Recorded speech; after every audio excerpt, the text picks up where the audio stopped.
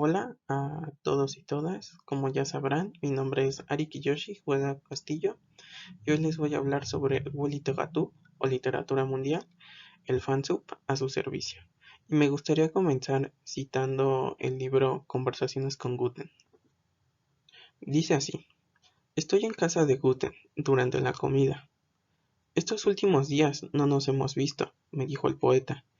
He leído mucho y muchas cosas muy distintas, entre ellas una novela china que no he terminado aún y que me parece algo maravilloso. Una novela china, repliqué yo. Debe de resultar muy exótica, no tanto como pudiera creerse, respondió Guten. En primera instancia, cuando leí eso, lo primero que se me vino a la cabeza relacionado con temas actuales fue Japón y el manga. Así que bueno, demos introducción a esta ponencia. Bueno, me gustaría plantearles la siguiente pregunta. ¿Qué seríamos sin el mito de la Torre de Babel? Y aquí mi respuesta. Si hay un solo idioma, hay una sola literatura. Hemos resuelto el problema de la literatura en su sentido más estricto. Sin embargo, como podría pensarse, esto no es así.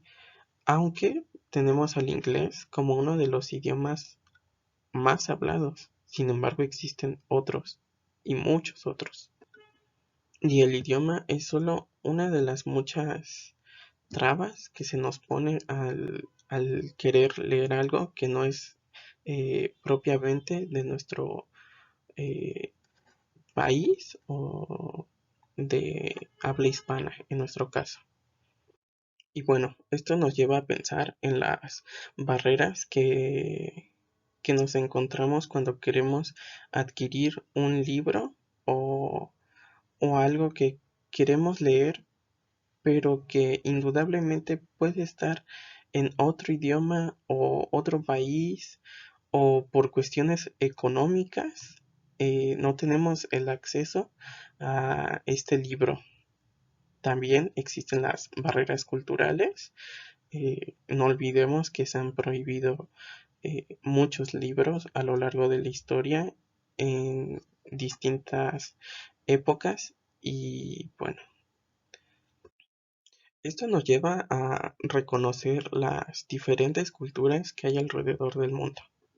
Y una vez que ya hemos reconocido que hay distintas culturas, estamos hablando de una multiculturalidad, no solo en alrededor del mundo, como podría pensarse, claro, por la extensión y lo amplio y lo diverso.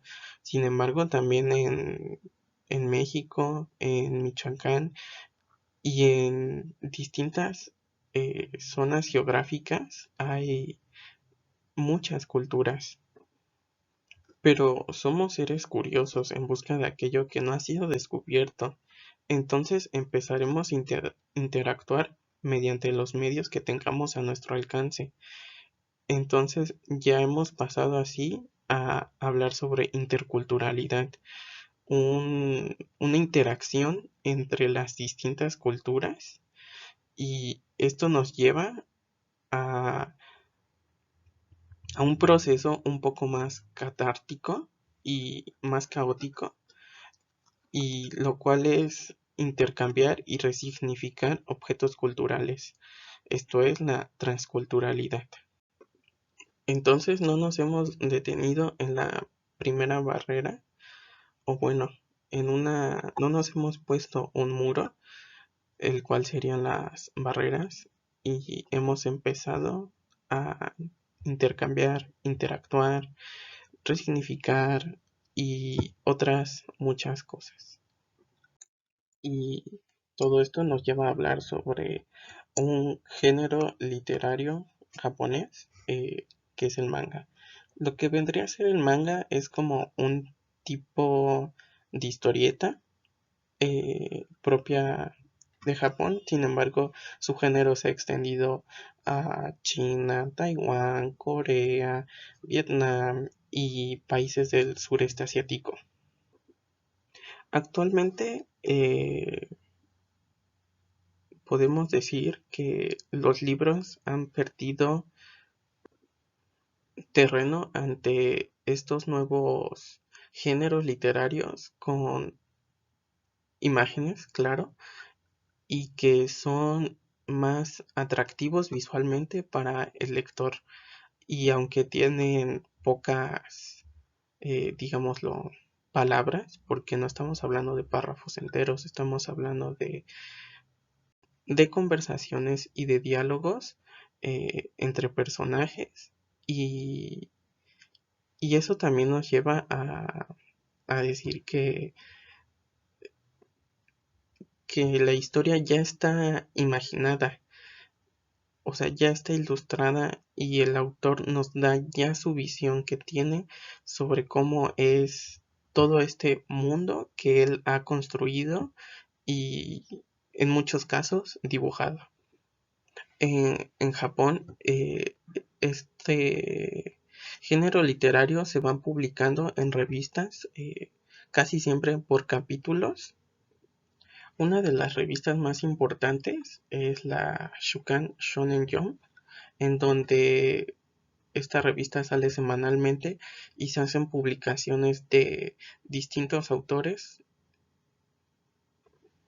Y bueno, casi siempre manga que sale en esta revista es un manga ya revisado, editado por autores que han creado sus propios estudios y ya tienen una amplia trayectoria a lo largo de años. Es muy difícil que surja un autor nuevo y que haga algo disruptivo en el género. Y bueno, el manga ha llegado a Latinoamérica, muchas veces no como el, el libro como tal. Ha llegado mediante series, y no para ver anime o ver o leer manga, perdón. Necesita ser alguien como lo que hoy llamamos otaku. Muchos de nuestros padres crecieron viendo Sandy Bell, aquí está la serie, o La Bell, incluso uno de los pues, más famosos, tanto manga como anime, el cual es Dragon Ball. Y bueno, nos hemos permeado prácticamente de este género literario en Latinoamérica. A día de hoy, marcas de ropa de fast fashion sacan sus colecciones sobre anime, manga, tenemos las famosísimas friki plazas, etcétera. Y esto nos lleva a hablar sobre el capital literario, eh, parte de la teoría sobre Welitagatu, y es que este tipo de literatura es difícil que llegue de manera rápida. Por ejemplo, tenemos a las grandes casas editoriales, que en Japón está Kodansha, el cual publica y edita la mayoría de los mangas. Y en Latinoamérica y España, Italia y demás tenemos a grandes como Panini o Planeta. Sin embargo, también tenemos a editoriales que sobreviven, como lo puede ser Camite, y editoriales ya extintas que no sobrevivieron, como es Beat. Y bueno, estas series, porque son series de capítulos que llegan a nosotros publicadas a través de tomos. Estas series tienen casi siempre más de 8 tomos. eh, hay series que llegan hasta los 30, 50, incluso hasta los 100, como lo es el ejemplo de One Piece. Sin embargo, también hay publicaciones un, de un solo tomo, en el cual ahí está toda la historia. Y como comenté, el número de estas series llega a ser muy amplio. Y cada tomo, por lo menos en México, actualmente ya tiene un costo de más de 100 pesos. eh, incluso hasta 300 pesos con publicaciones mensuales o bimestrales que son prohibitivas para la mayoría debido a los altos precios y la gran cantidad de publicaciones que se hacen. Y esto me lleva a pensar en el fansub. Y bueno, pensemos en que ha salido un panel de uno de los capítulos más recientes de tu manga favorito, el cual ha sido filtrado y no tardará mucho en llegar a los grupos de fans en distintas redes sociales y de mensajería, y que en pocas horas estos habrán hecho de manera amateur lo que una editorial tardaría meses en hacer, que es traducir y distribuir un texto de manera global a decenas de miles de lectores. Si bien las traducciones no son exactas, porque no estamos hablando de profesionales, estamos hablando de fans, eh, muchas veces suelen ser muy acertadas a la versión original, por ejemplo en japonés o en otro idioma. A veces los propios fans se toman la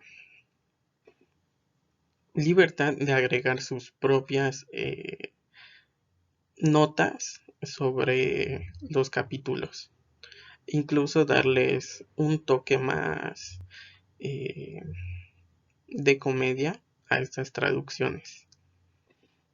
Y es por eso que me interesó este fenómeno del fansub, y no solo se limita al manga, sin embargo es la primera línea que se tiene y que a veces después llega a lo que es el anime, que eso da para hacer otra ponencia y hablar muchísimo más de los doblajes amateur que pueden estar circulando en redes sociales como es Facebook, TikTok y demás. Y bueno, es todo por mi parte. Muchas gracias por su atención.